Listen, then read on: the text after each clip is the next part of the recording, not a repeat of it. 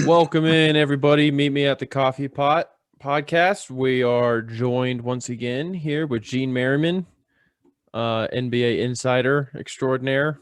Not really, but very knowledgeable. And we're gonna do a NBA preview episode. So we did kind of like the NBA big off season moves show, and now preseason's wrapping up, and we're gonna get into a preview of the actual season upcoming, and we're going to touch on all 30 NBA teams and kind of their outlook and what they have going for them, and maybe talk about the playoffs predictions, things like that. So we'll just get right into it. Gene, how you doing? Doing pretty well. How are you doing, Will? I'm I'm glad to be good. back. I'm good. It's It's been good a to have you while. back. It's been too long. Not Too way too really. long. It was like 2 weeks ago. But yeah, it's good to have you back. So Gene and I, obviously, we're friends. We go way back, and we talk about sports constantly. And one thing we always talk about going into the season, and kind of how we thought we'd do this podcast, is we think about the teams in like a tier system, and kind of from the contenders to the people who are just not there yet, to the basement dwellers of the NBA. So we're gonna touch on all the teams tonight, but we're gonna kind of walk through the tier system and how we kind of think the conferences are going to shape up over the course of the shortened 72 game season. So you wanna just kind of introduce the tier system, and we'll get into it. Yeah, usually every year I rank all the teams both by the East and the West into four tiers. Tier one, you got the contenders like NBA champions contention. Then tier two is the playoff teams. Tier three is the teams fighting to get in the playoffs, and then tier four, there's no way they're making the playoffs. So I ended up starting that for the East and the West, and I guess I can go ahead and start with the tier four teams in the East. Yeah, let's Um, start. Let's start there. start from the bottom and then work our way up. Mm-hmm. So tier four, I have the Knicks, the Pistons, and the Cavs. You think? Overall, I think No, go ahead. so. I guess starting off with the Knicks right now, I think they got some youth on their team, but it feels like every year they're waiting for the big free agent each summer. So I'm not exactly sure what they're doing, but with how the East is packed right now, I just find it hard for them to improve from last year to this year. Um, I'm Well, you didn't put them in your tier, so I guess we'll get to them later. But I'm curious what you. Sorry to jump into it, but it's kind of what's on my mind is that I didn't hear you say the Bulls, and um, I was wondering, do you think that's because they got Billy Donovan, or do you think they actually made enough improvements in the offseason to actually be a contending team for that like 8 or 9 spot? I would say the coaching change makes a big difference. I think Jim Boylan was, I know among Bulls fans he wasn't well liked, and I think a fresh coach coming in, I think Kobe White will have a big year for them. Patrick Mm-hmm. Williams, I think, was a great draft pick for him, and I think they're in the bottom of the tier three group. So I mean they're close to tier Three four, and a but they're in half. the bottom.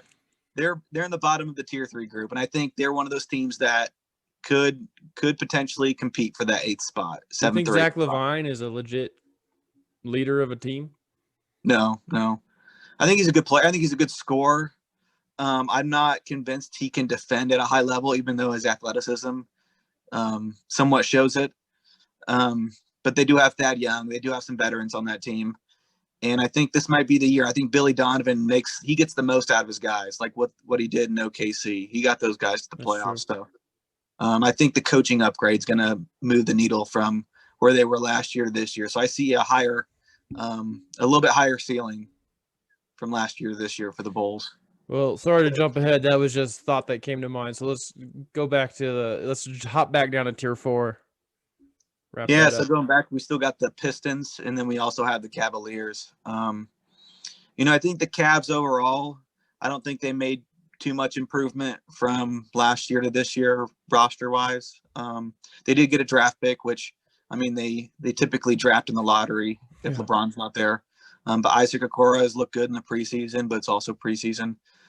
Bickerstaff is still the coach. He was the interim last year. He got the title removed, and now he's the head coach. So I think overall, I don't really see, a big roster, any big roster upgrades that make me believe they can move from that tier 4 group from last year. So that's one of the big reasons why I left them in tier 4. Yeah, I agree with that. I mean, Kevin Love is a good player. Not Tristan Thompson. Andre Drummond, he always tears up the Pacers. You know what I mean? He's going to put up points, but I really don't think they have much of a chance there, just talent wise. And the Pistons, they're the last team in your tier 4. And I agree with that too. They had, like you said, kind of before we started recording, they had a weird offseason. They Yep. added Mason Plumlee. I don't know that that's super exciting. They signed Jahlil Okafor, who is still in the NBA apparently, and they're kind of led by washed up old veterans. Maybe a bit harsh, okay, but they're kind of they're kind of led by like a group of washed up old veterans and Blake Griffin and Derrick Rose. So don't really see them being very competitive. Yeah, I mean, they went out and got Killian Hayes. I think he's a good point guard for him. He's the guy of the future. But they also, like you said, they went out and they spent money on a bunch of forwards and centers. And I'm not exactly sure how that's going to work out for them. They did trade Luke Kennard, but then they also, I think their draft overall, I think down the road we might be pretty excited, or Detroit fans should be excited about the draft they had this year. I think Sadiq Bey is going to be a surprise for them. Yeah, the Pistons signed centers and forwards, and like traditional centers and forwards, not like spread the floor. Yeah, so I don't know. And then one note on the Knicks that I wanted to mention: they did hire Tom Thibodeau as their head coach, and so I mean I think he's a good head coach, and so they might overachieve a bit based off of what he can get out of the roster there, but probably not enough talent there yet. Yeah, I'm going to keep them in tier 4 for now, but there's always wiggle room between tiers. All right. Should we jump to tier 3 in the East or tier 4 in the West? Oh, let's finish the East. So I got 3 teams. No, actually, I got 5 teams in tier 3. I mean, I think this is the one tier that there should be a lot of conversation about. I had the Wizards, the Magic, the Hawks, the Bulls, and the Hornets. Couple things to call out. I think all 5 of these teams internally have playoff expectations. And I think they've made organizational changes at head coach, and then also like the Bulls, or player acquisitions like the Hornets to put them into that conversation. So I put them in tier 4 because I think their floor has risen from last year to this year just based on those things. So I guess we can start with the Wizards. They got Russell Westbrook and they shipped out John Wall. John Wall hasn't been healthy, so we don't really know what the Wizards were the past couple of years. I don't think he's played maybe 1 or 2 years. But Russell Westbrook, it'll be good to reunite him with Scott Brooks. So I think that's really, really intriguing if you're a Wizards fan. And they also have some young talent on that team too that, given the minutes, they could develop. Yeah, I don't think Russell Westbrook's the answer, but I think they won the trade. You know what I mean? Yep. Like, I think Russell Westbrook and John Wall kind of have similar games in their like they use explosiveness to drive to the rim. They're kind of high volume shooters, but I think Russell Westbrook's better at it, and he's healthy. Yep. And so I think they definitely won the trade. Bradley Beal's coming off 30.5 points per game last year. And that was with him being the man with John Wall out and having the pressure completely on him. So Russell Westbrook's not really going to like spread the floor and give him space, but he does take some of the pressure off him as as he's breaking down defenses, getting to the rim. So I think Bradley Beal's going to have another really good year.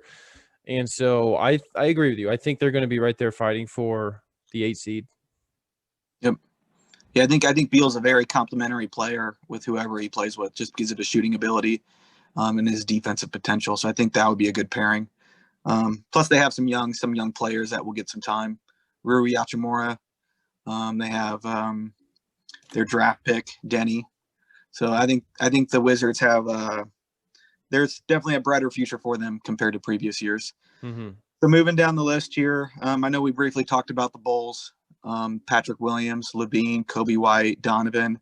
I think they're a team with their floor has definitely risen from the previous year.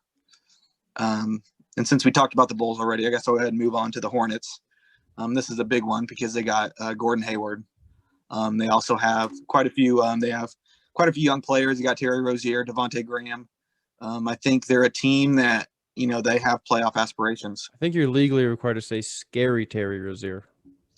Scary Terry Rozier. Yeah. No, so yeah, it's huge move. A lot of us Pacer fans thought one way or the other. I think we thought, I mean, there was a good chance Hayward was going to be a Pacer, but he ended up in Charlotte. He's hurt again, so I don't know how healthy he's going to be. I think he broke a bone in his hand. So Yep. I don't know how fast he's going to come back, but he's a good player. I don't know if he's $120 million good player, but he's a good player. So he's definitely going to elevate the roster. They paid for it, but they're going to elevate the roster. And then they got LaMelo Ball, and it is preseason, like you said, but he looks extremely talented, and he's making tons of plays, and he looks really good. And he's probably going to come off the bench, and maybe, he could provide a real big spark. So they definitely got better. I don't know if they have long-term roster situation figured out to really, be a contender, soon, but they definitely improved. I do like their core of young players. I know their core of young players don't get talked enough about compared to the other cores. I mean, you got PJ Washington, Miles Bridges, Devontae Graham, LaMelo Ball. I mean, they're going to be fun to watch, and definitely compared to previous years. So moving along here, we got the Hawks. The Hawks made quite a few splashes. Most notable, they got Nate McMillan as an assistant head coach, future interim head coach. People out there might not realize how big that is. Yeah, he's almost a guaranteed playoff lock. But I think at some point, my prediction is he'll be interim head coach at some point. I've been saying this for months. I think things will go south. They won't meet expectations early, and then you just plug in Nate McMillan, he'll get you there. He'll get you that first round exit. So that's the thing, though. I think with the Hawks, they went out and got Gallinari, they got Rondo, they got Bogdan. I think they've made. Yep. I wouldn't say they went out and got like tier A free agents, a couple tier B, tier C free agents, but I think they're gonna bring some veteran leadership to that Hawks group because they're really, really young, and they got more shooting with Bogdan, and then also they have Trae Young there too. So I think Trae Young, maybe he'll take another leap forward in his development and maybe improve defensively. But I put them in the tier 3 group. I did move them up from previous year, just because of their acquisitions. I agree with pretty much everything you said. Trae Young almost scoring 30 points a game last year, so he can win you games just by outscoring the other team, but they needed to elevate the talent group around him to really have a chance, and I think that's what they did. I really like Bogdan Bogdanović. A lot of what we're going to say, I'm going to relate back to the Pacers, but we thought Pacers might have made a run at him too. And, but he's got a deep 3-point shot range, and he can take more pressure off Trae Young. And I don't know, I think they're going to struggle defensively. So they're probably going to be in lots of games trying to outscore people, 122 to 120, but that can win you games. And I think you're right. I think tier 3. I think that's where they belong. They do have John Collins and Clint Capella. I forgot to mention them, and also DeAndre Hunter. So they do have a nice group of young players, and maybe they can take the step forward and get to the playoffs. I like DeAndre Hunter. Yep, same here. He's solid. All right, so we got one more team to talk about in tier 3, and that would be the Magic, the former 8th seed, the 8th seed from last year. They are in tier 3. They are in the fight for the 7th and 8th this year. Overall, they brought back most of their guys, and they also drafted Cole Anthony, who, I'm starting to think could be a sleeper pick for one of the best rookies this year. And he's a point guard as well. So he'll be coming off the bench. I believe he replaces DJ Augustine, who went to Milwaukee.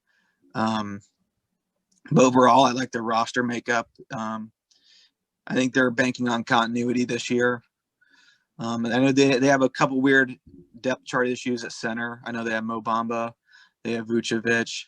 I know they got Aaron Gordon at the 4. I know John Isaac's out. So I think if they can get that perimeter shooting and those perimeter playmakers going, I think they could hold on to the 8th seed again and defend their 8th seed crown.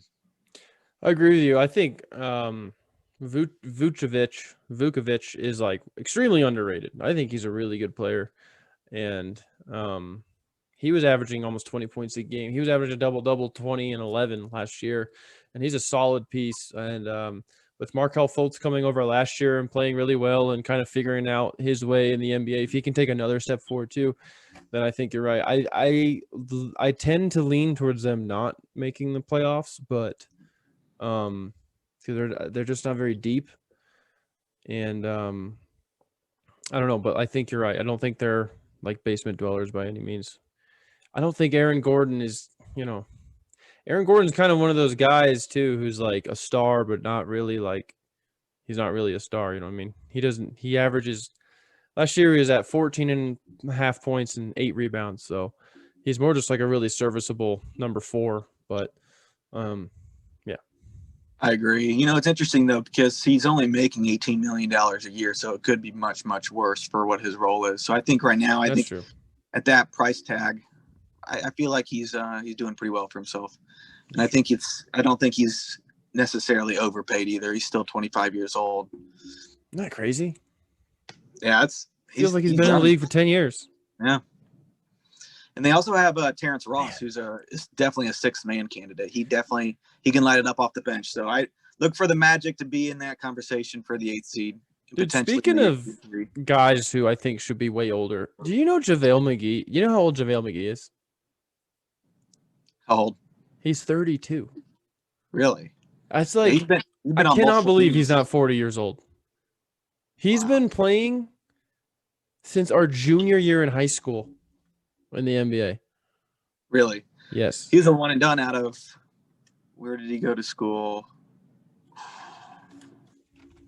Oh, come on, Gene. This is your thing. I want to say an ACC school. I want to say like Florida State. Nope. Mountain West. Mountain West. Nevada. Close. Florida State was right in there. All right.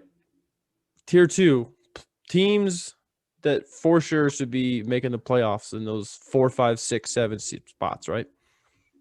Yep. So in the East, I have 5 teams in Tier 2. I have the Sixers, the Pacers, the Raptors, the Nets, and the Heat. Okay. Sixers. I think the Sixers, out of all the teams in Tier 2, when it comes to roster upgrades, I believe the Sixers made the biggest splash in terms of getting complementary players for their stars, and then also shipping out Al Horford. So I think the Sixers overall, I would say their ceiling definitely raised from the previous year.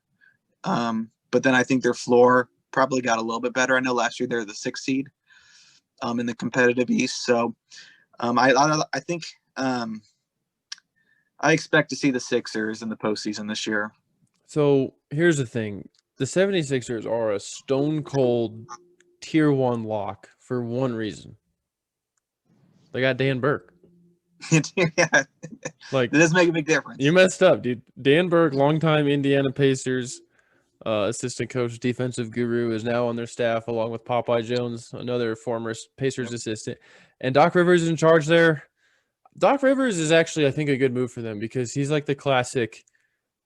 He's not like this big-time X's and O's coach, but he's like managed the personalities and get everyone to be happy and play along. And that's kind of what they needed because they have the talent to get it done. Yep. They brought in, like you said, complementary players. They brought in Danny Green, Seth Curry, and Dwight Howard. Yep. And those are all, Danny Green and Seth Curry, obviously, are three-point shooters. Especially on the floor at the same time with Ben Simmons, who is actually, he's a really good player, but he's not a three-point shooter, so it kind of gives them more options there. And Dwight Howard is just kind of like a more active interior guy than Al Horford. So nothing wrong there. I definitely think they got better, and I think they might. Yeah, I think you're right. I think Tier 2 is right. I don't think they have enough to be. Well, I don't know. I think they're like right there. They're going to be knocking on the door, I think, to Tier 1. I definitely agree with that. I think bringing that championship experience that Dwight Howard and Danny Green have, it will be huge for that locker room. And Dwight Howard's accepted that role off the bench. So, oh yeah, I think the Sixers could surprise teams by moving into tier 1 by mid-year. So I think they're close. they're close. All right, so moving on, we got the Brooklyn Nets. They had a pretty exciting offseason last year. They got KD and they also got Kyrie, but then this year they got a new head coach and they have a loaded staff. So they got Steve Nash, they got Mike D'Antoni. They also re-signed Joe Harris, the sharpshooter, former Pacer. It's also one of those guys that I really wanted the Pacers to acquire this offseason, but unfortunately, I think the price tag was too high for them, and he ended up staying home. wanted Joe Harris more than any other player in any sport that I've ever seen to be a Pacer. So Joe Harris would have been a great complimentary player for the Pacers and would have reunited with Brogdon. So you're not wrong. Here's the deal. I think the Nets, you're right. They're 100% going to make the playoffs. I think they win 1 billion games, and then I think I don't think it's going to work. Like chemistry-wise, I've said before chemistry is overrated, but sometimes it can be too much to overcome. As good as Kyrie Irving is, like his teammates just don't like him. Yeah. And he's so like kind of in his own head, in his own space, and kind of pushy and opinionated and tells people. And like Kevin Durant is probably like the last person who can handle all that. Kevin Durant just needs people who are like in his corner and like talking him up. You know what I mean? Like Kevin Durant's arguing with high schoolers and burners accounts on Twitter. Like that was a real thing that happened. So there's no way they don't, because there's just too much talent to not make the playoffs and probably be like the 4 seed. But there's just I don't think in a grinded out postseason, I don't see it working, man. And I think dysfunction is huge. I think there could be a lot of dysfunction. There's got to be. I mean, talk about the coaching situation. Yeah, they got Steve Nash. I think he's a new head coach, but he has a loaded staff with experience. They returned their interim head coach. Yeah, have you heard about Kyrie's comments about the coaching situation, how it's all going to go? Like he said, we don't really have a head coach. We're all just like, we all kind of do our thing. It was like, this is not this. That's good. That's fine. That's fine on a Tuesday night in Charlotte, but that doesn't work in Game 7. Against the Celtics. No. It's not. Yeah, those are alarming comments. Definitely alarming. Man, what's interesting too, though, is the website I'm looking at has Spencer Dinwiddie coming off the bench, and he's a good player. He's a good player. He's averaging 21 points per game, and if he's coming off the bench for you, Jared Allen's coming off the bench, and I like him. He's real scrappy. He plays really hard. Yeah. It's really interesting, man. Jeff Green is in with the Nets. He's going to be coming off the bench. They're talented, so they could beat. I think they're the classic team where they could beat anybody, but I don't think they're gonna. It seems like it just feels like I get the vibes from a couple of years ago with the Sixers, where it's like there's a lot of talent. It just looks like on paper, it just looks good, and then for whatever reason, they just can't get it done. I agree. All right. So moving on here, look at the Raptors. Raptors, they have the reigning head coach of the year, Nick Nurse. They did lose a prominent assistant to the Pacers, and they also re-signed Fred VanVleet. Every year, I feel like the Raptors lose somebody, like Kawhi last year, and we count them out.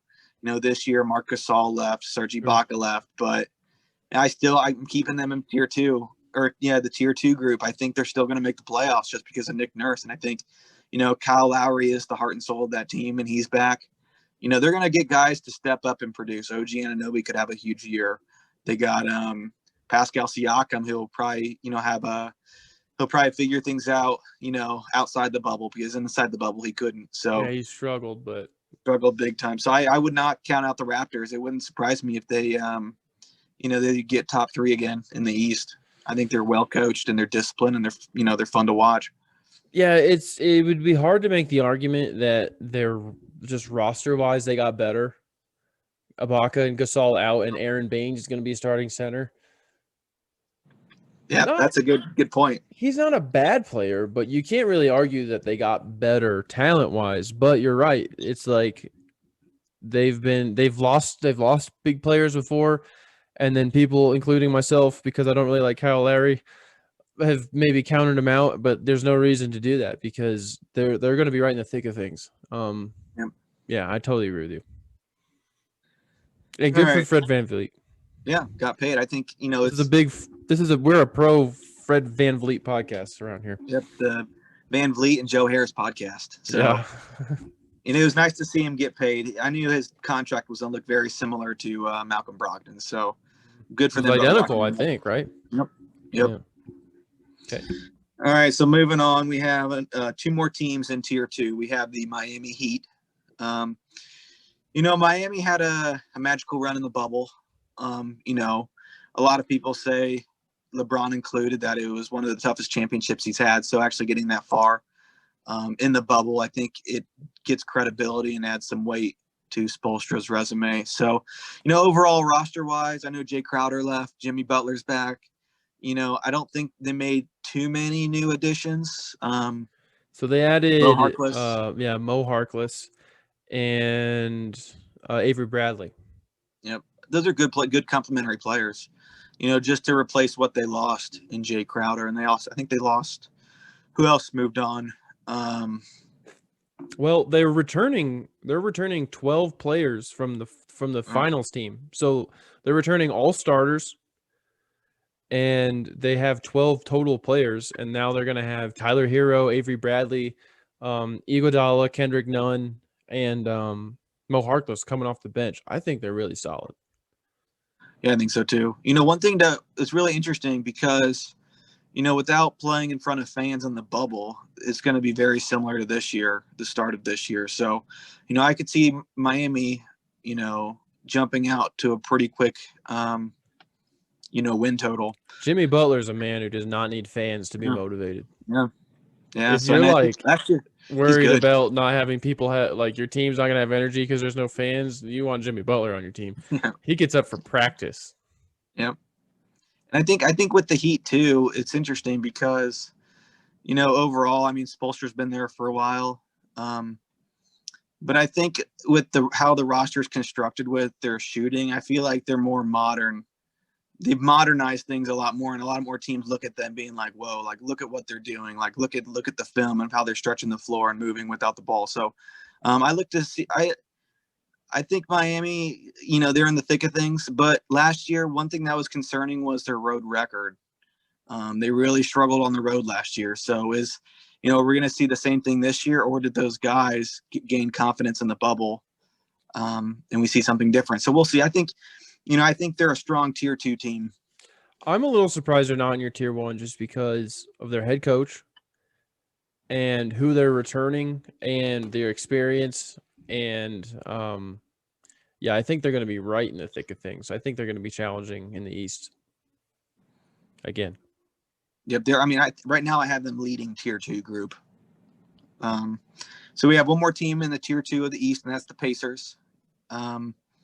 Pacers went out and made a coaching change, and they're also counting on continuity this year. They're keeping a lot of the roster the same. They drafted Cassius Stanley, Sabonis, and Miles are expected to hopefully figure things out this year. But, not much roster movement from the previous year, but a lot of exciting stuff coming from the head coach.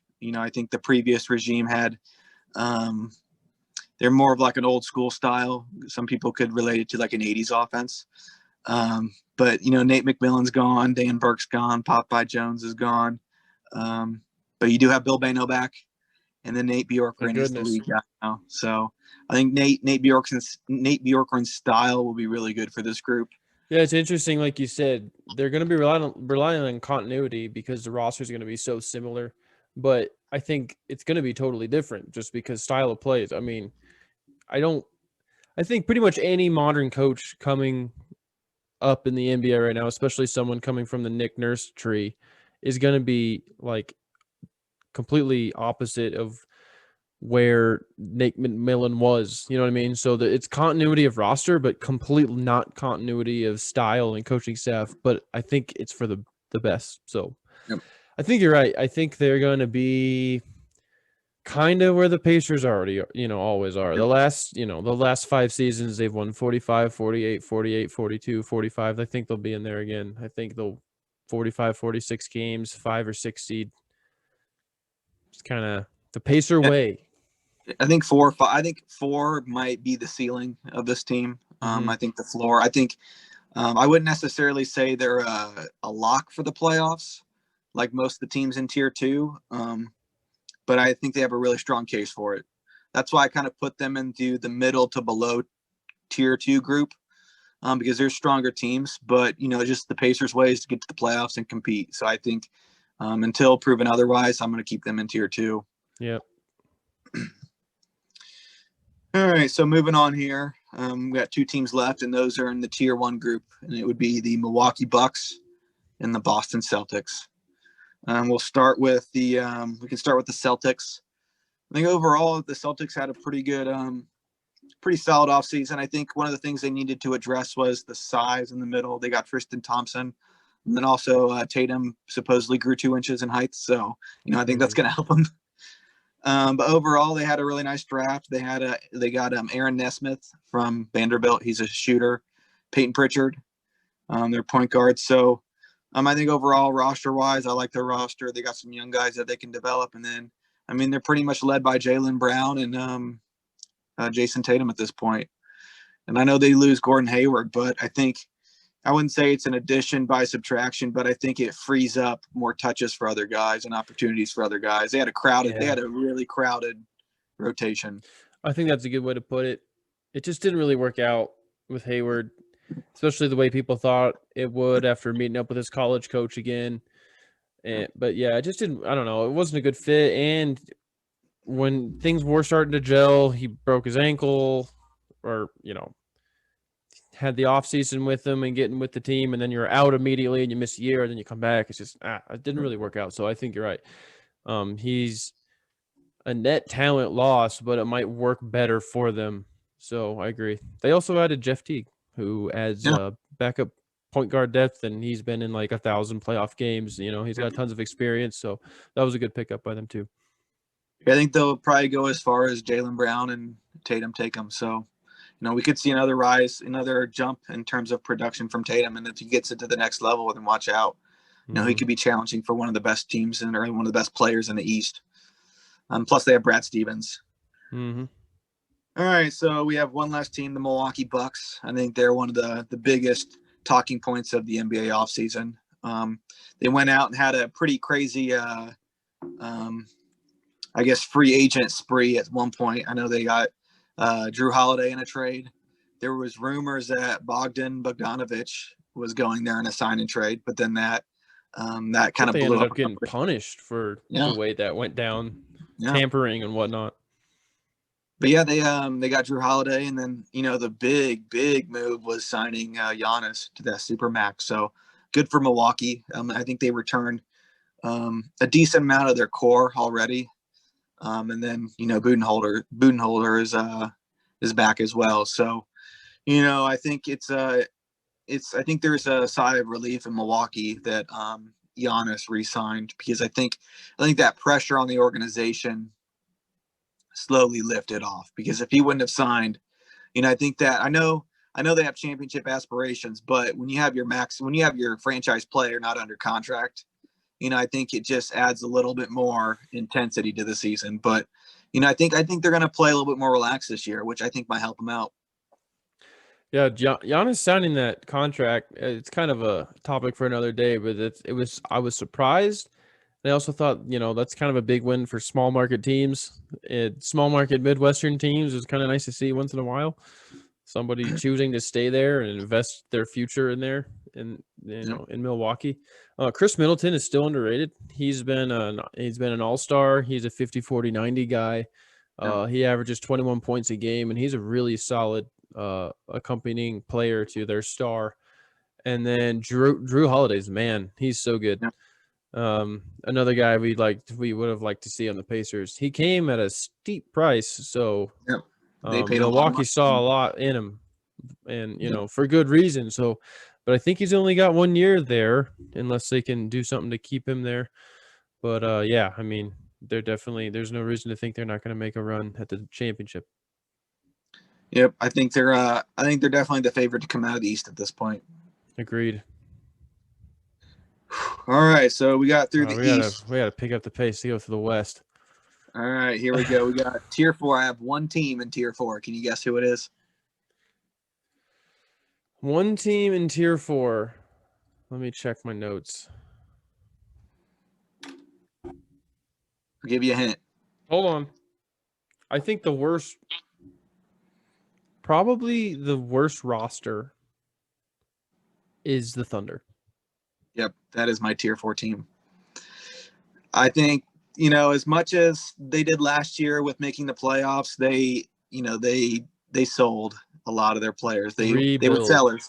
They were sellers this offseason.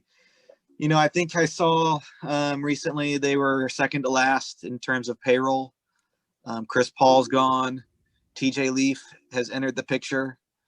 I think they hired an assistant within the staff who was manning their G League team a couple years ago. So, as much as Sam Presti is he's had his hits and his misses in the draft, and he's been able to build a championship team in the past. I think this is a year where they're going to have to bottom out. Yeah, Shai Gilgeous-Alexander's their only good player, really. No offense. I mean, they got Trevor Ariza, Lou Dort, those types of that level of guy. And then they got Al Horford now, who's going to get a ton of minutes, but we've already kind of touched on him that he's kind of, I think, an NBA dinosaur at this point. So, they're gonna really struggle to win games, but it's kind of what you do in a rebuild. Yep. All right, so moving up into Tier 3, this is a packed group. I have the Blazers, the Spurs, the Grizzlies, the Kings, the Pelicans, Wolves, and Warriors in Tier 3. So go ahead and start with the Spurs. The Spurs have had a pretty quiet offseason. Popovich is still there, and I think they returned most of their guys. They got Rudy Gay, LaMarcus Aldridge, DeMar DeRozan, Jakob Poeltl. They got a couple young guys. They got Derek. I'm forgetting the last name. They have a guy named Derek who's really Derek good. White. Derek White. Yep. Derek White's a good player. I mean, they got Derek. You guys know Derek. They have a solid roster. They competed last year, and I expect them to be on the outside looking in this year. Yeah, they didn't really make any. I don't think when I was compiling notes for the show that they really made any offseason moves, but they have a good roster. Not elite or anything, but you got Greg Popovich. You're always going to be at least fighting for the playoffs. They missed the playoffs last year for the first time in like 23 seasons or something, so they're going to be fighting to get back in there. I don't know. I don't really. If I was a Spurs fan, I wouldn't be super excited that our best player is DeMar DeRozan. Yeah, but that's the way it is. Yeah, I know they'll be. I mean, they got DeJounte Murray. They also have Devin Vassell as their draft pick. So, I would be very surprised if they make the playoffs this year. Mm-hmm. But then again, though, the Spurs know how to get to the playoffs. So, credit to them if they make it. I just can't see it. Mm-hmm. All right, so keep moving on here. We got the Blazers. The Blazers snuck in last year with Lillard and McCollum leading the show. I thought they had a really good offseason. I thought they went out and got some wing help defensively. They end up getting Robert Covington via trade. They end up giving Houston 2 first-round picks. Mm-hmm. They also made a couple other moves too. Let me look and see. They end up getting Enes Kanter back. Terry Schatz is still there. And when you have Lillard and McCollum, I think when they made it run at it to the Western Conference Finals 2 years ago, they had that wing help, and I think this year they have it. They also have let me see here. Well, Nurkic too missed all of last year with an injury. Yep. And I mean that was huge, and so he'll be coming back too. I could see them competing for that. I had them leading the Tier 3 group. I was gonna say that. I was gonna say I think they're gonna be right there trying to get into Tier 2. Like they look like a playoff team to me. Yep. But I think just because they got the 8th seed last year, I do like their moves. They got Ronnie. Oh, Derek Jones. They got another Derek. They got a Derek on their team. So they got Derek Jones from Miami. I forgot about him. They got good Derek depth. Yep, they do. And then, so I think overall, would it surprise me if they end up getting, 8, 7, 6, 5? It wouldn't surprise me just because they have Lillard.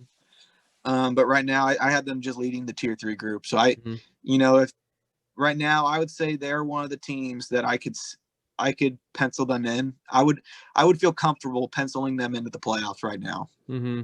Yeah, I think they're a 7 seed. Yep. Yep. All right, so moving along here, we got the Grizzlies. The Grizzlies are continuing to use their young core to win games. They had John Morant. They got Clark from Gonzaga, who's active. Jaren Jackson's hurt, though. That's a big piece for them. They still have Valanciunas. They got Desmond Bane through the draft. So I think overall they got talent, and they were in it last year when they got into the bubble. They had a chance to get in the playoffs. So I think Morant could have that big growth season from year 1 to year 2. I know a lot of people are excited about him. Yeah, I think he's definitely going to be a star, but I don't think they have enough firepower. I expect him to miss the playoffs. They picked up. Was Justice Winslow there last year? Or did they pick him up to add depth? They acquired him via trade last year. Yeah, that's right. So they added some depth there, but Dylan Brooks. They have a roster of guys that you could see them make a move at the trade deadline to get a piece to move forward, to maybe try to move up the standings. They have a roster of guys that kind of like with what Toronto did with Kawhi in the Kawhi trade, and also with the Marc Gasol trade. They had tradable assets. I think the Grizzlies have a roster built like that where they can maybe make a couple moves and get some veterans in there to make a run at the playoffs. Mm-hmm. But I think they're on the outside looking in. Me too. All right, so moving along here, we have the Pelicans. Pelicans are also in my tier 3 group. We might see a healthy year out of Zion Williamson. They traded Drew Holiday, and they got Stan Van Gundy, so they got a new head coach in there. Eric Bledsoe, Lonzo Ball, Brandon Ingram, they have a lot of youth on that team. With Brandon Ingram being him and Zion are the franchise players. But Eric Bledsoe, he might be one of the leaders of the group, one of the old guys in the locker room. So, and they also have JJ Redick. They have overall, I think, they have some star power, potential star power. You got Zion, you got Brandon Ingram. Right now, I think they'll be fighting to get in. I'd be surprised if they made it this year. Yeah, they have a really good core. Pelicans fans, I think, should be excited going forward. They also picked up Steven Adams, who's awesome, and he's the man. He's going to be starting at center, so he adds a huge defensive presence in the lane and some physicality to the team. Yeah, I wouldn't be shocked if they made it, but I think you're right. They're still probably just coming together with their first year coach, but I think they've made a lot of good moves. JJ Redick is probably an underrated move because he's old and he's kind of a one-dimensional guy, but he does that one dimension really well. And he knows Van Gundy, him and Van Gundy go back to Orlando. So Van Gundy knows how to use JJ Redick. And I think they'll definitely be right in the thick of things down to the wire to at least get the 8 seed. Yeah, good call out on Steven Adams. I think it'll be an interesting fit with Zion, but his physicality, he's one of the toughest guys in the league. So he'll toughen that team up. Yeah, he's awesome. He's going to be I think he's a good locker room presence guy too. Yep. As a veteran that a lot of the young core can kind of look behind as a leadership, maybe not like a statistical leadership, but a leadership on the court. Yep. All right, so let's see here. I have 3 more teams in tier 3. We can start with the Timberwolves. I've moved. I know. I'm not sure what tier I had them in last year, but I think they're a team that they're probably bottom tier 3 right now. They had the number 1 pick this year again. They got Anthony Edwards, Karl Anthony Towns is back. They have D'Angelo Russell. They got a lot of young players. Ricky Rubio's in town now. He's returned. Yep. Malik Beasley signed an extension. Jarrett Culver he's going into his second year. They still have the same head coach. So, I think overall, was their roster improvement? I would say so. I think so. but enough to, move them into the playoff picture. I don't think so. I still think they're on the outside looking in this year. It's unfortunate because I think Karl Anthony Towns is a very talented player. Same with D'Angelo Russell. It just seems like, their roster is not playoff caliber yet. They have too many young guys. I think, like what we've talked about with the Grizzlies, I think they're in position from a roster standpoint to maybe go get a veteran. They need some playoff experience in order to make a run at it. So, overall, I think the Minnesota Timberwolves fans should be excited for the talent, but not excited to miss the playoffs again. Yeah. I think they lack depth on the bench. Their starting five: Rubio, Russell, Edwards, Hernan Gomez, and Anthony Towns that's a solid starting five. And so, I think they're going to be in every game, but I think a lot of them are probably going to end up slipping away from them just because, like you said, they have so many inexperienced young guys, especially coming off the bench. So I agree with you there. A good call out on the bench, the inexperienced bench. So I think we might see the outcome of that later in the season. Yeah, but that's a good point. As season wears on, the bench really has to pick up the starters. And we see that with the Pacers a lot too, that you really have to have that second unit come in and be able to handle their own. It's late in the year. Yep. All right, so moving along here, we got the Warriors. I have Warriors they're in the top half of the tier 3 group. I think it would be a lot different if Klay Thompson didn't go down. Yeah, it's terrible. But, I think, I have them. So right now I have them. So I have them barely. I think they'll be competing with the Blazers to get in, but I could see them missing it this year. I just don't know if they have enough talent on that team outside of Steph Curry. Draymond is a very good complimentary player with stars around him, but anyone's good when you're covered with that many stars, dude. So unfortunately, it's very unfortunate that Klay went down because I thought they could have made the West even more competitive in that tier 2 group. Yep. So looks like James Wiseman's going to be starting. Their rookie draft pick. Kelly Oubre is replacing Klay Thompson essentially. Yep. Which that's a big blow. Andrew Wiggins is still a ball of potential, I guess. Yeah. 25 years old. I know, that's crazy too. You know what's weird? When I was in China, we went to this Adidas store in a mall in the middle of nowhere, and there was it was just tons and tons of Minnesota Timberwolves Andrew Wiggins jerseys for sale in China. I was like, this is really, they really like Andrew Wiggins over there. But yeah, I agree with you. I think it's hard. Do you think Steve Kerr is? What do you think about Steve Kerr?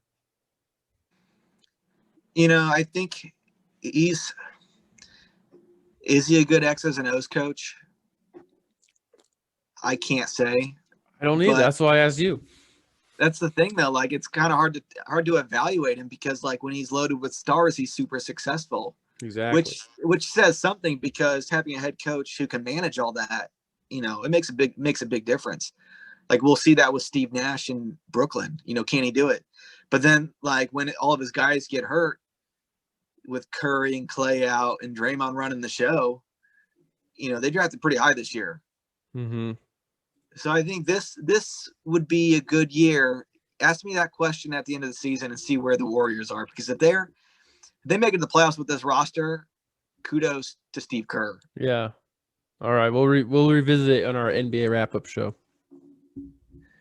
All right. So one more team in tier 3, and that would be the Sacramento Kings. I think the Sacramento Kings return quite a bit of their players. De'Aaron Fox is back.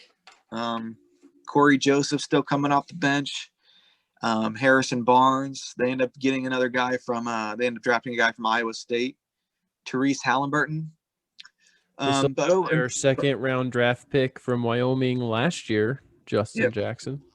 It was Justin James. Sorry.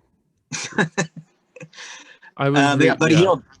So Luke Walton's still there. They did have they had some shifting going on in the front office, but overall, just like most of these teams in Tier 3, I think they're going to be. It'll be very surprising to see them in the playoffs. I just don't think roster and talent-wise they're there yet. And Marvin Bagley's still there.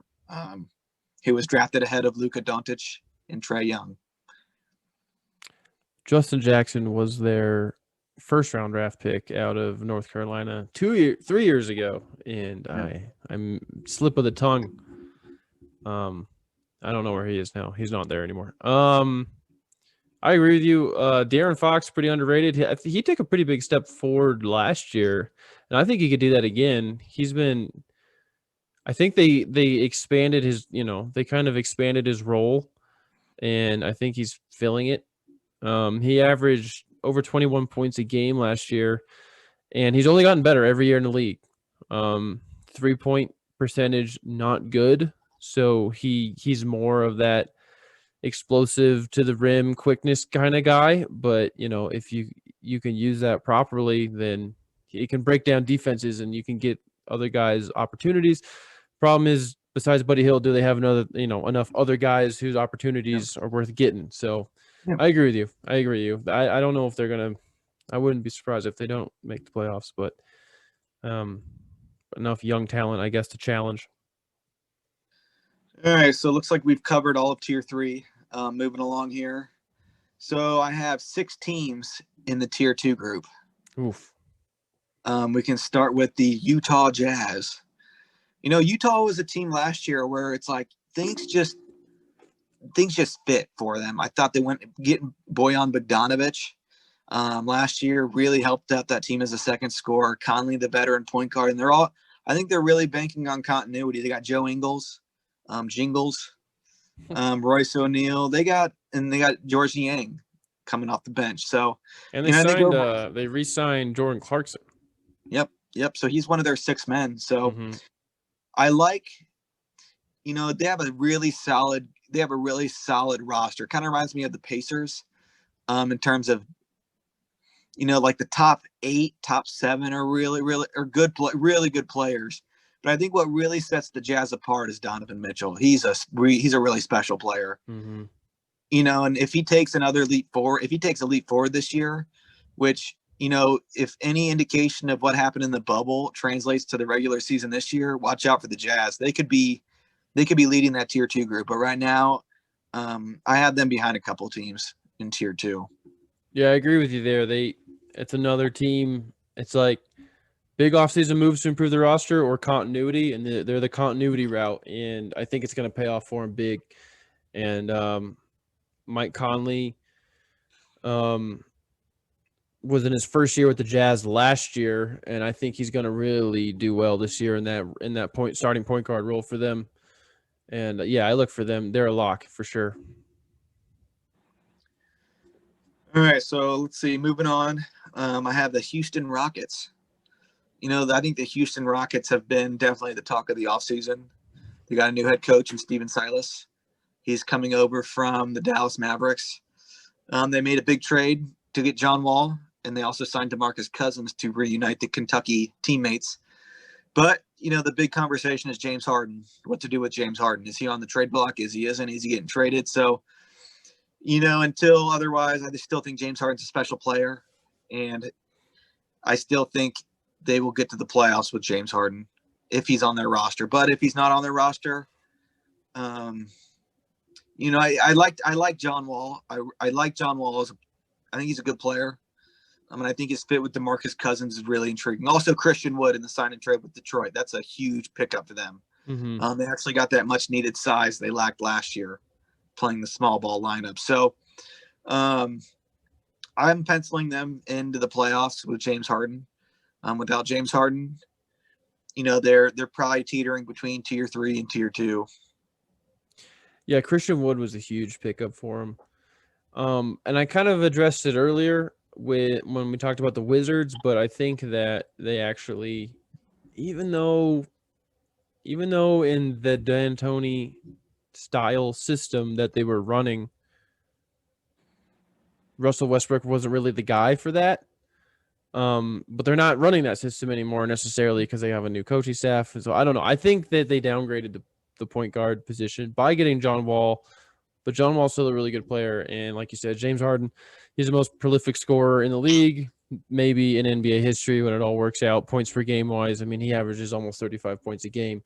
He's going to get you into the playoffs. So I don't know if they, I don't know if they have a roster for a deep run, but yeah, I wouldn't put them in the tier 1, but I think tier 2 is right where they belong. I agree. So let's see here. Moving along. The Phoenix Suns, they jumped a tier.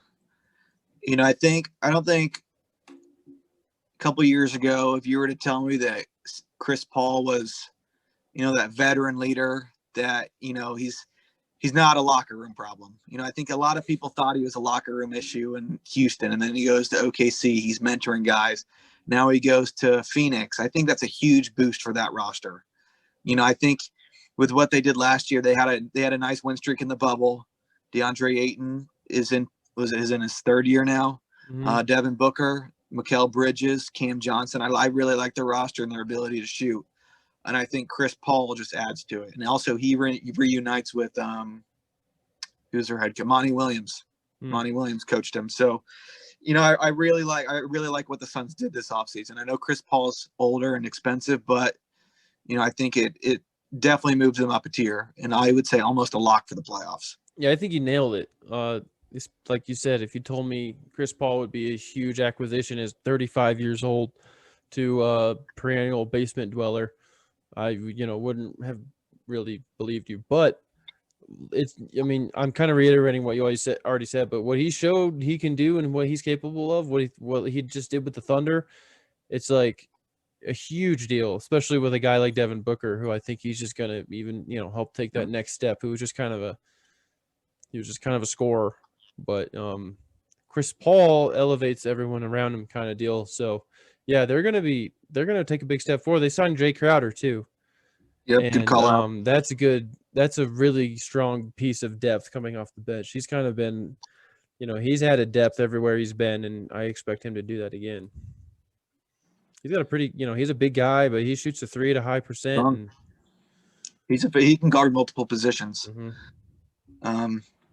All right, so moving up the tier 2 group, I have the Dallas Mavericks. Okay. The Dallas Mavericks in tier 2. Not much buzz going around in Dallas these days. Luka Doncic, he's their franchise player. Carlisle still there. They did lose Steven Silas to the Rockets. Overall, Jalen Brunson will be healthy this year. I think in terms of the draft pickup, I know they end up getting point guard out of Stanford, who's a shooter. Also, Tyler Bay out of Colorado, who was the defensive player of the year in the Pac-12. So, I think they added some complementary players to the Mavericks, or to the roster overall, that complement Doncic. Then you also have Porzingis there too. So, it just felt like a team that was really banking on continuity. And we'll see, because I think that's a good thing to gamble on, just because Luka is such a great player. I think he can probably, maybe elevate his game to even a higher level. And, I think sky's the limit for that kid. So I think the Dallas Mavericks are a lock for the playoffs. Yeah, they kind of strike me as another team with like a super solid starting five, and they're going to win a ton of games just based off that, but they don't have a super talented bench. And I don't see them as serious title contenders, but I think Porzingis and Doncic are some of the best players at their position in the NBA right now. I hate if he stays healthy guy, because it's obvious, so you don't have to say it. Everyone's like, this quarterback's going to have a great year if he stays healthy. It's like, yes, if he misses 7 games, he will have a worse year. You're right. But Porzingis kind of does have an injury history. So if he can stay on the court, they're a lock for the playoffs.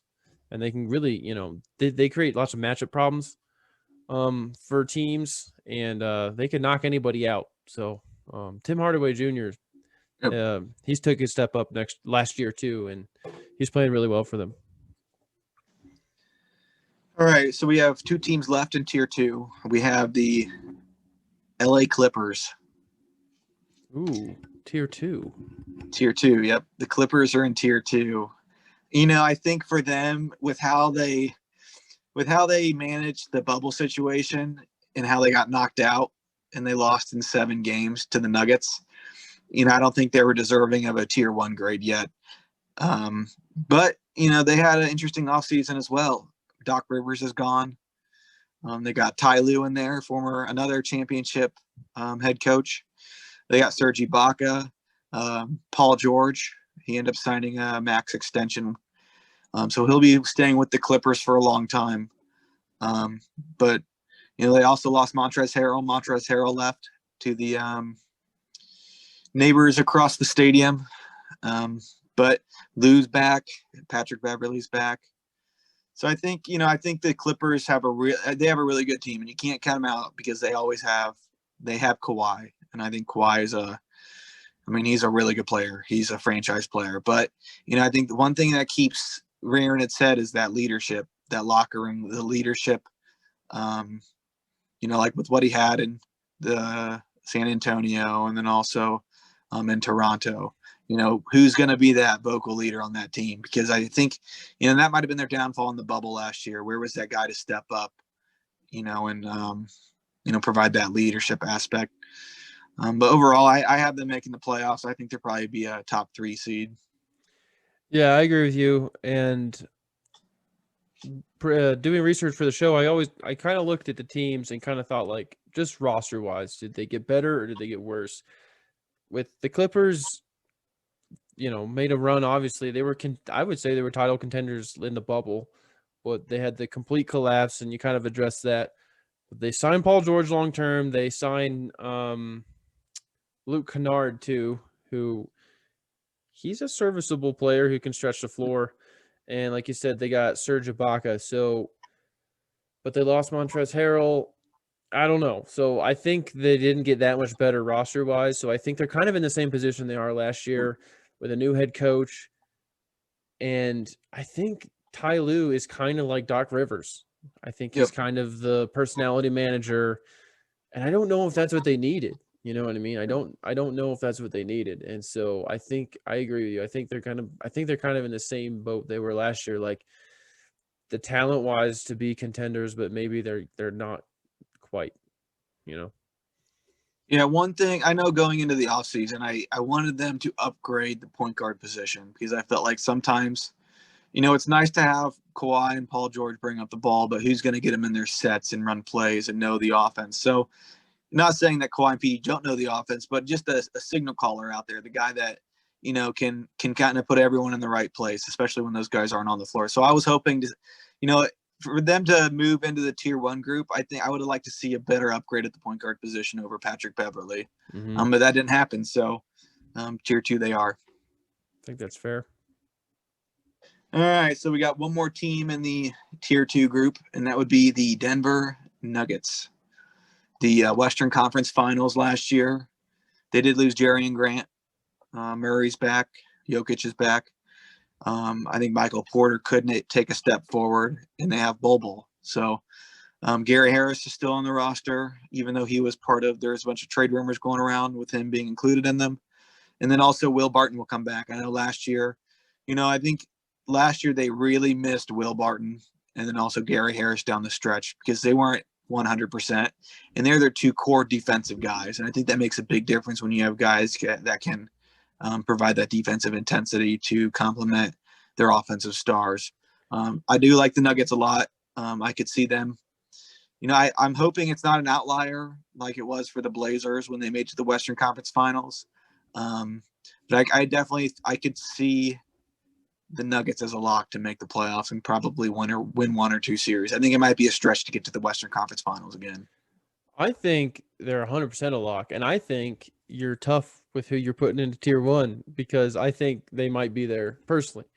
Jamal Murray is awesome, dude. He took a huge step up. Not only did he take a step up last year, he took a step up in the bubble, and he's the bona fide.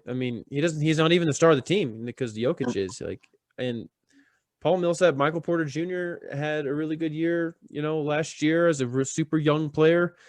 He's getting better. Gary Harris is back. Will Barton coming off the bench. I like them. I think they're tier 1.5. So I agree with you there. There's no way that I don't think they have a chance of missing the playoffs, and I think they have a solid veteran core, and I think they're gonna make they're gonna be right there, Yep. three seed type. Top three. Yep. They also extended Monte Morris. He was their backup point guard. I think that's a really underrated transaction for that organization. I think he's a really good player and he complements them very well. So that is the tier 2 group. All right. And now we're down to the last tier 1 in the West. Your NBA champions, the LA Lakers. I thought overall, a lot of people think they made drastic roster improvements this year. I thought their roster got better, but I wouldn't consider it drastic. Montrezl Harrell, that's a good addition for them. But I think the most important thing was getting Anthony Davis and LeBron James locked in long term. They also got Dennis Schroeder. He's a solid point guard. You can't go wrong with Schroeder. He was with that OKC team last year that made the playoffs. I know Avery Bradley's gone. Who else is gone there? Kuzma's still there. I think overall they made a couple and Rondo's gone. Up. I wouldn't say drastic upgrades to certain positions, but I thought they did pretty well to garner that tier 1 grade in the West. I think they 100% got better. I think roster wise they got better. They added Wesley Matthews too. Good call out. And I don't know if you probably said it. I dropped my pencil. I was trying to pick it up. They added Gasol, another veteran. They have a really good head coach, Frank Vogel. Yeah. They won the championship last year for a reason, and I think Dennis Schroeder is really good. Yeah. I think he's a really good player, and I think he's going to be, especially in the.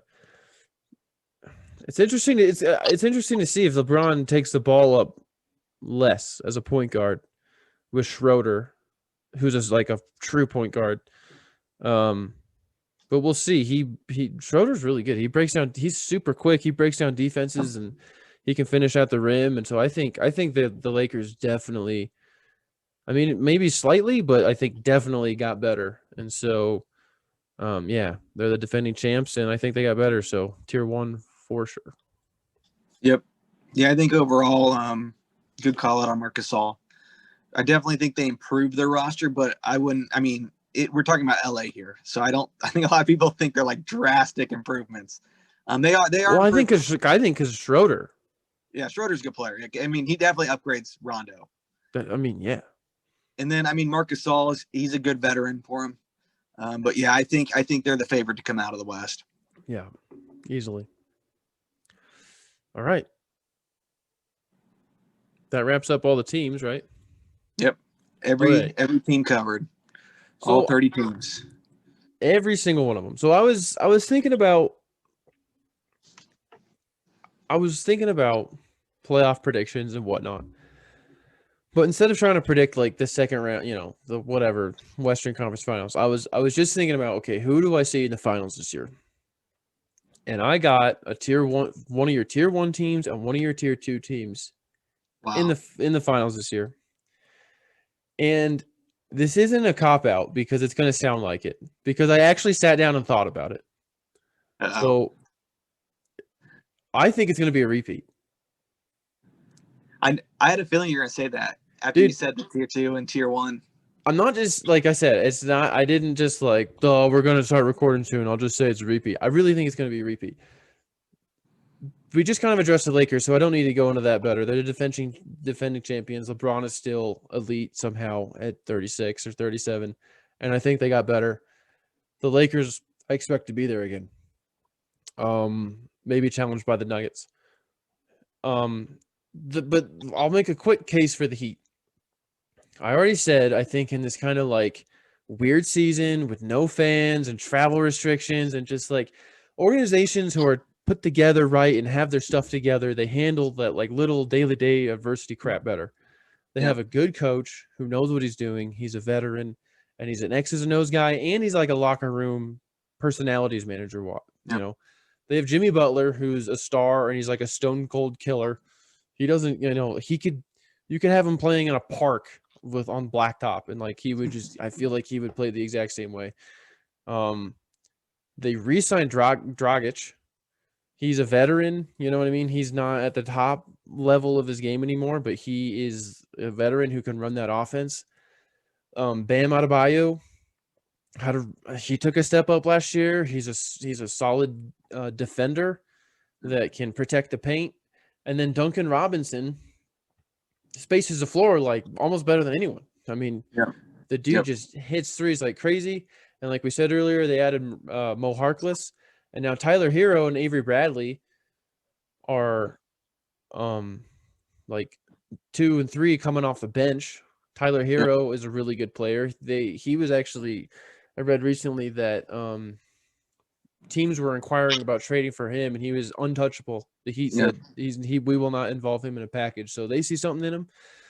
And then Andre Iguodala, he's probably not even going to get a ton of minutes, but you got that the veteran leadership, and you got Kendrick Nunn, who had a 6th man of the year type season potential, last year.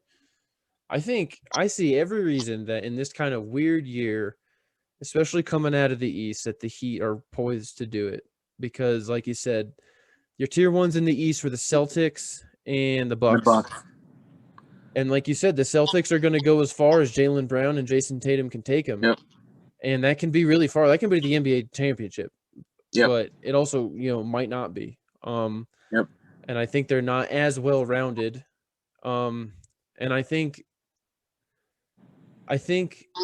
as good as Giannis is, there's ways to game plan him. There's ways to game plan around Giannis more than there is to game plan around taking out someone on the Heat like Jimmy Butler. So I feel like it's going to be a rematch. There's a formula out there on Giannis, and I think Spoelstra. That's kind of what I mean.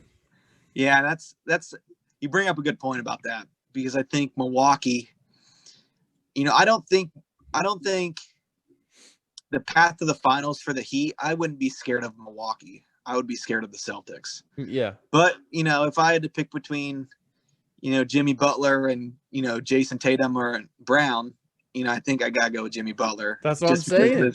His dog mentality. I'm not surprised that you said it. I wouldn't be surprised if it's a repeat either. Mm-hmm.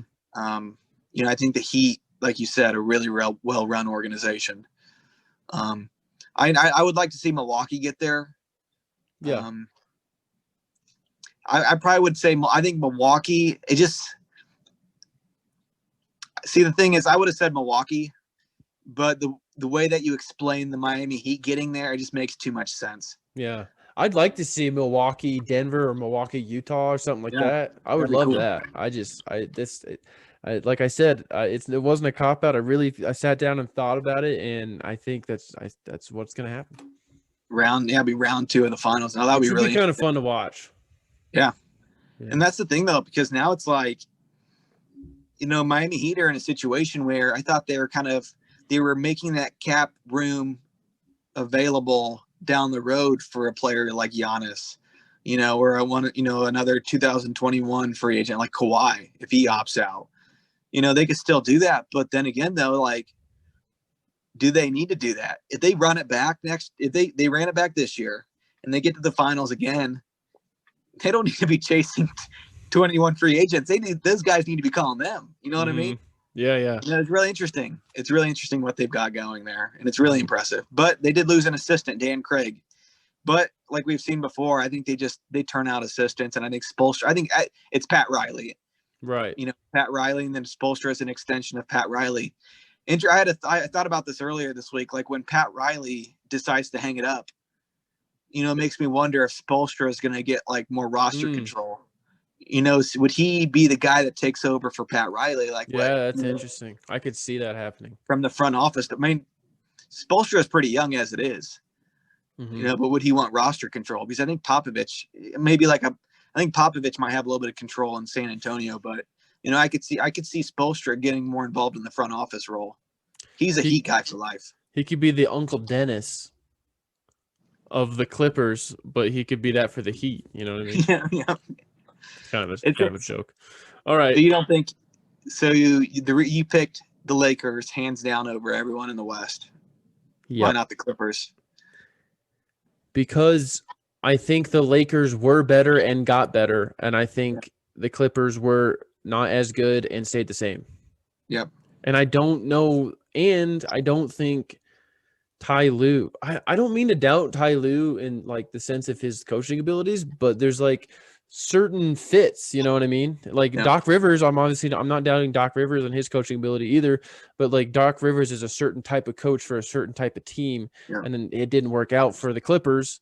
And I think I think you're gonna have the same kind of problem with Ty Lue. Yep. Not that he's a bad coach, you know what I mean?